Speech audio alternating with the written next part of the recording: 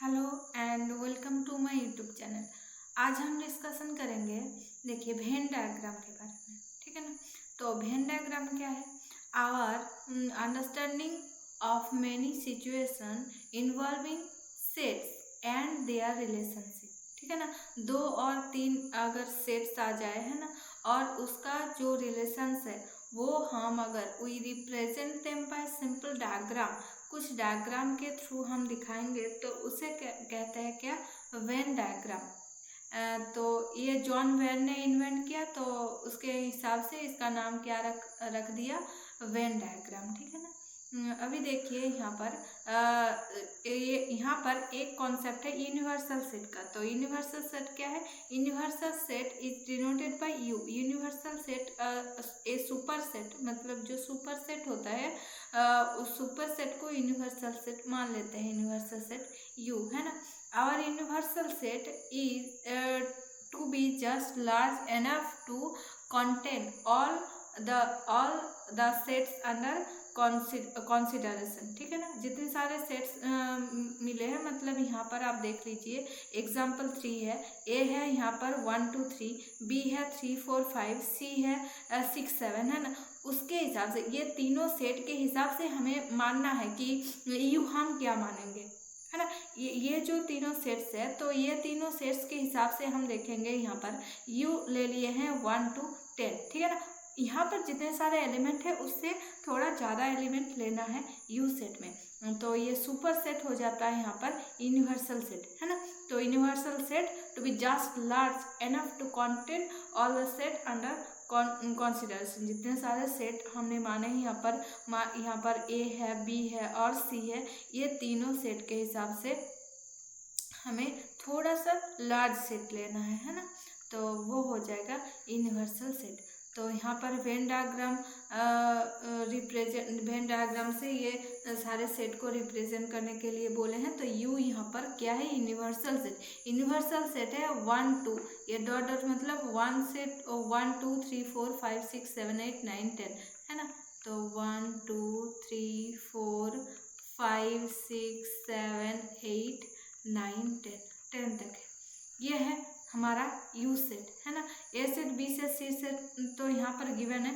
तो इसको कैसे रिप्रेजेंट कर रहे हैं? यहाँ पर ये देखिए 1 2 3 4 5 6 7 8 9 10 यहाँ पर यू में है ना। यहाँ पर है 8 9 10 इधर है, ये यू सेट में। ये पूरा जो यहाँ पर हमारा ये रेक्टेंगल है ना, ये जो है इसके अंदर जो 1 से 10 तक है सभी नंबर से यू सेट जो है 1 से 10 तक नंबर का एक सेट है। तो ए सेट जो है 1 2 3 है, बी सेट जो है 3 4 5 है, एंड सी सेट जो है 6 and 7 है। तो इसको ऐसे रिप्रेजेंट कर रहा है, तो इसे कहते हैं वेन डायग्राम, है ना। अभी देखिए यहाँ पर दिस रीजन्स में be in the forms of circles, ellipse और एनी अदर शेप्स। ठीक है ना। तो यहाँ पर आप इसे यहाँ पर देखिए, ये सर्कल, ये इलिप्स, ये भी इलिप्स है। आप कुछ भी मतलब ये इसे रेक्टेंगल कर सकते हैं और फिर स्क्वायर, यहाँ पर जितने सारे शेप्स हो सकता है, तो वो शेप से आप जो सेट है उसे डिनोट कर सकते हैं। Any enclosed area in Venn diagram represent a non empty set. ठीक है ना। तो वेन डायग्राम में आप एम्प्टी सेट को कोई भी सर्कल के थ्रू या फिर कोई शेप के थ्रू यहाँ पर आप डिनोट नहीं कर सकते हैं, है ना। अब देखिए यहाँ पर क्या है? E12, how would you represent the following situations in Venn diagram? The sets of all rectangles। ठीक है ना। ये तो एक सेट है, आप A मान लीजिए इसे the set of all rectangles, ये B मान लीजिए the set of all square and the set of all parallelogram. ठीक है ना। तो इसे C मान लीजिए, और ये इन तीनों को हमें रिप्रेजेंट करना बिल्कुल इस तरीके से ही आ जाएगा, है ना। तो देखते हैं कैसे होता है। यहाँ पर मान लीजिए यहाँ पर E12 है ना। तो E12 यहाँ पर let A equals to the set of all rectangles,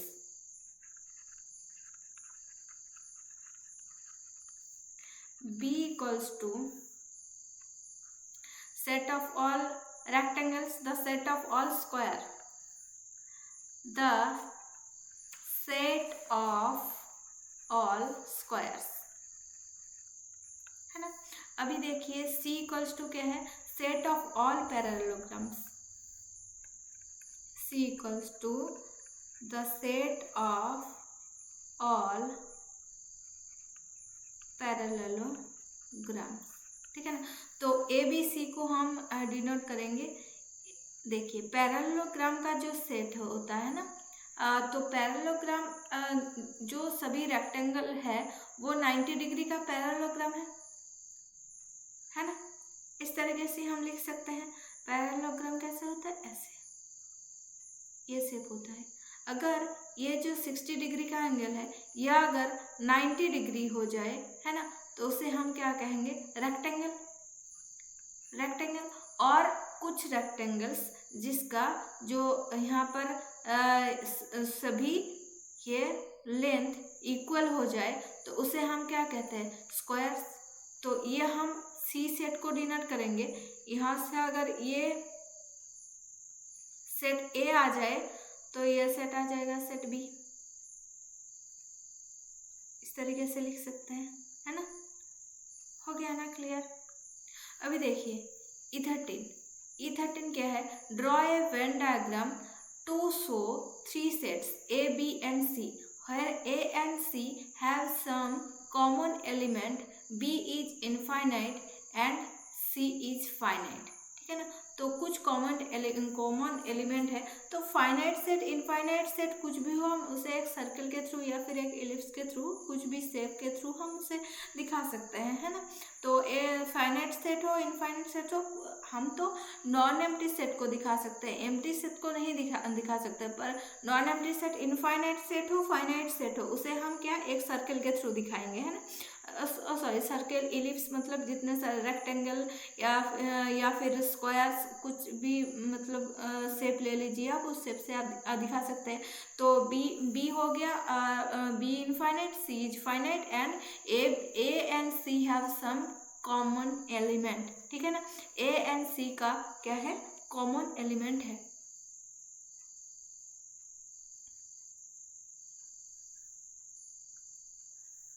तो इसको हम E13 को हम ऐसे कर सकते हैं, यहाँ पर A, B, C have some common elements and B is infinite, C is finite। तो A and C have some common element, A and C, है ना। अभी देखिए ये आ गया सेट A, ये आ जाएगा सेट B और ये आ जाएगा सेट C, ठीक है ना। इस तरीके से अभी देखिए ये तो आ गया ABCD और एक एग्जाम्पल था। उसके बाद देखिए ऑपरेशन ऑन सेट्स, ठीक है ना। कॉन्सिडर 2 सेट, यहाँ पर 2 सेट ले लिए हैं। एक है सेट A, यहाँ पर देखिए 1 - 1 एंड B को लिए है 1/2, 1/3, 1/4 ऐसे। We can obtain other sets from them in several ways. For example, by considering the element in A that are not in B. तो कौन सा एलिमेंट आ जाएगा, नॉट इन B -1, और by taking the elements common of both, यहाँ पर common क्या है, 1 है ना। A and B etc. These are examples of operation on set, ठीक है ना। तो यहाँ पर इंटरसेक्शन, यूनियन ऐसे कुछ ऑपरेशंस हो जाएगा, आगे हम देखेंगे। तो पहला क्या है, कॉम्प्लीमेंटेशन। तो कॉम्प्लीमेंटेशन ये क्या है, यहाँ पर देखिए A और B जो सेट्स था, है ना, तो वहाँ पर दोनों का यहाँ पर -1 जो था वो जो नंबर है वो A सेट में है पर B सेट में नहीं है ना। तो यहाँ पर देखिए कॉम्प्लीमेंटेशन क्या है। तो कॉम्प्लीमेंटेशन जब भी हम मतलब दिखाएंगे तब भी एक हमें यूनिवर्सल सेट चाहिए। यूनिवर्सल सेट के थ्रू ही हम कॉम्प्लीमेंट को दिखा सकते हैं। यहाँ पर जो यू सेट है, मतलब जो पोर्शन, ये देखिए ये पोर्शन सेट किया हुआ नहीं है, उस पोर्शन के को हम बोलेंगे ए कॉम्प्लीमेंट, है ना। सॉरी, इधर भी आ गया है, ये इधर नहीं आना चाहिए, है ना। तो ये आ जाएगा ए कॉम्प्लीमेंट। ये जितना सारा पोर्शन में ये सेट किया हुआ नहीं है, ये तो ए सेट है, और जहाँ पर ये सेट किया हुआ नहीं है उसे क्या कहेंगे, ए कॉम्प्लीमेंट। तो उसको हम यहाँ पर वेन डायग्राम में ये तो इजी हो गया।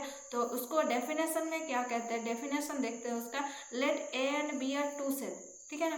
The complement of A in B denoted by B, इसे कहते हैं डिफरेंस। ये देखिए ये वाला जो है बी डिफरेंस ए, बी डिफरेंस है, इसका डेफिनेशन हम ये देखिए ए डिफरेंस बी जो है, मतलब बी डिफरेंस ए कहेंगे X belongs to B such that X does not belongs to A, है ना।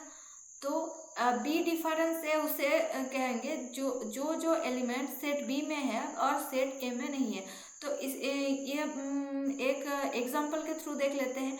ए अगर हम ले लिए 1 2 3, है ना, और बी ले लिए हैं यहाँ पर 1 2 3 4, है ना। तो यहाँ पर बी डिफरेंस ए आ जाएगा यहाँ पर 4, क्योंकि ये 4 जो एलिमेंट है, ये 4 एलिमेंट बी सेट में है पर ए सेट में नहीं है, ठीक है ना।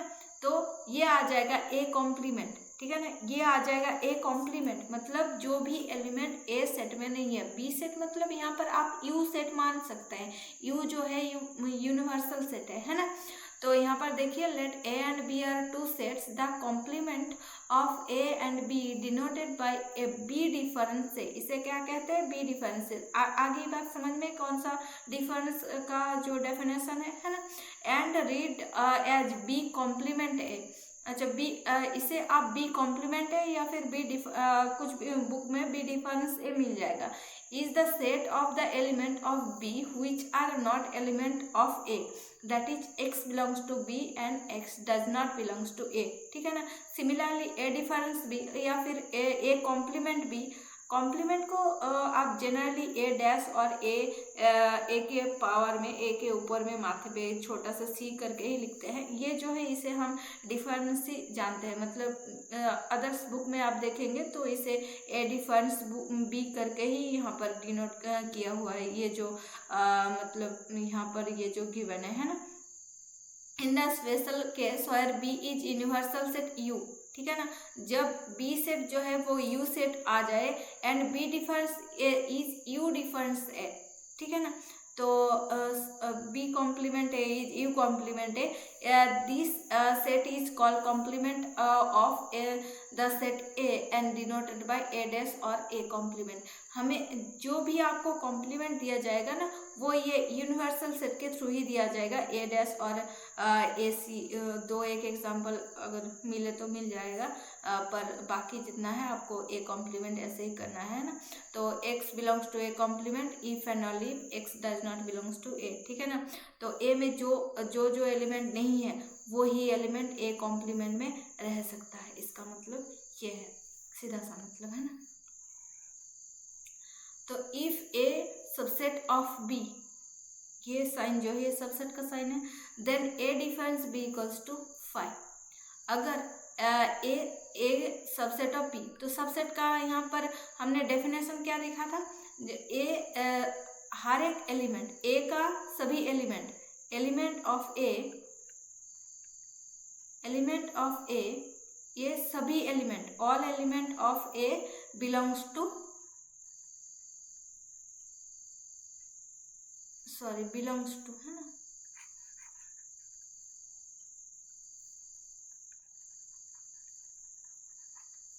Belongs to B. ए के सभी एलिमेंट अगर बी में एग्जिस्ट कर रहा है तो ए को हम बी का सबसेट कर रहे हैं। तो ए डिफरेंस बी का मतलब क्या है, जो भी एलिमेंट ए सेट में है और बी सेट में नहीं है, ठीक है ना। तो ये तो 5 हो जाएगा definitely, since there is no element in A that is not an element of B, A में ऐसा कोई एलिमेंट नहीं होगा जो बी सेट में नहीं होगा, जो बी सेट में नहीं होगा, है ना। तो मतलब ए सेट की सभी एलिमेंट बी सेट में है, तभी तो ये सबसेट कहलाता है इसका। अभी देखिए E14 represent the following sets one Venn diagram. The set P is prime number, the set P is prime number, the set Z and the set Q difference Z, और Q जो भी element Q set में है पर Z set में नहीं है वो दिखाना है हमें, है ना। तो Q तो सबसे बड़ा सेट है, मतलब यहाँ पर जितने सारे हैं Q सेट क्या है, set of all rational number, है ना। और सेट क्या है, set of all integers, and P जो है set of all prime numbers.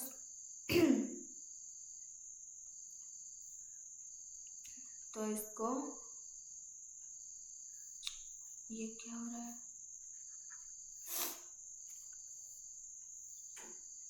एक सर्कल बनाना है ना। ओहो ये तो सर्कल, तो चलो थोड़ा सा हुआ, है ना। और अब P तो प्राइम नंबर्स हो जाएगा, प्राइम नंबर का सेट, और द सेट Z क्या आ जाएगा, ये Z आ जाएगा।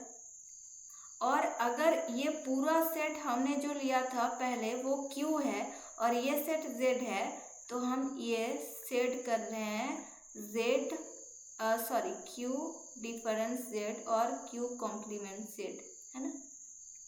ये सेट वाला पोर्शन जो है, ये पोर्शन क्या है, Q डिफरेंस Z, और ये वाला है Z और ये है P, ठीक है ना। P है all prime numbers. Is the set Z difference P finite और इनफाइनाइट, मतलब जो भी एलिमेंट Z में है पर P में नहीं है ना, वही तो है ना Z डिफरेंस P। अगर A देखिए A डिफरेंस B, जो भी एलिमेंट A सेट में है पर B सेट में नहीं है, तो जो भी एलिमेंट Z सेट में है पर P सेट में नहीं है वो क्या हो जाएगा, तो Z सेट क्या है, ये एक इनफाइनाइट सेट है। और अगर हम Z सेट का कोई भी आप एक रेंडमली एलिमेंट ले लीजिए, ठीक है ना, तो उसे वो प्राइम है या नहीं है वो हम निकाल सकते हैं, अगर निकालना चाहिए, है ना, तो हम निकाल सकते हैं वहाँ पर P प्राइम है या फिर जो एलिमेंट है वो प्राइम है या फिर नहीं है।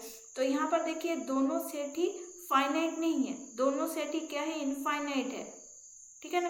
तो इसीलिए क्या आ जाएगा, ये भी इनफाइनाइट हो जाएगा। Is the set P defines Z, जो एलिमेंट P में है और P में है और Z में नहीं है, तो वो भी फाइनाइट नहीं होगा, है ना। तो Z में आप उसी एग्जांपल को ले लीजिए, यहाँ पर Z में आप कुछ भी एक बहुत ही बड़ा एलिमेंट ले लीजिए, बहुत ही बड़ा एक नंबर ले लीजिए, वो प्राइम है या नहीं वो आप निकाल सकते हैं। उसके बाद और एक नंबर मतलब Z जो सेट है ये तो इनफाइनाइट है, आप कुछ भी मतलब जितना दूर आप प्राइम निकाल सकते हैं उसके भी आगे प्राइम नंबर है ना, तो ये सेट हो जाएगा इनफाइनाइट। तो रीजन तो हो गया। Let A be the set, A be any set, give the set A difference A, तो ये तो फाई आ जाएगा, है ना। जो एलिमेंट A में नहीं है पर A में है, तो वो ऐसा तो कुछ भी एलिमेंट नहीं है। जो एलिमेंट फाई में है और जो एलिमेंट फाई में है और A में नहीं है ना, फाई में तो है कौन सा एलिमेंट, वो फाई ही है। जो एलिमेंट A में है पर फाई में नहीं है, फाई में तो कुछ भी नहीं है, तो वो आ जाएगा A, है ना। एक A का whole complement equals to A आ जाएगा। तो इसका एक प्रूफ भी है, प्रूफ नहीं चाहिए, छोड़ दीजिए वहाँ पर प्रूफ अगर नहीं करोगे तो भी चलेगा। यहाँ पर A का कॉम्प्लीमेंट उसका whole complement equals to A मान लीजिए, वही हो जाएगा, है ना। Give an example of the set A and B such that A difference B is not a subset of B, है ना। गिव एन एग्जाम्पल, तो ऐसे आप एग्जाम्पल लिख सकते हैं। A डिफरेंस B, और जो एलिमेंट A में है और B में नहीं है ना, वो सबसेट ऑफ बी नहीं होगा। तो ए सेट को आप एक बड़ा सेट मान ले लीजिए, यहाँ पर कुछ भी मान सकते हैं आप, 1 2 3 4 5 6 ऐसे करके।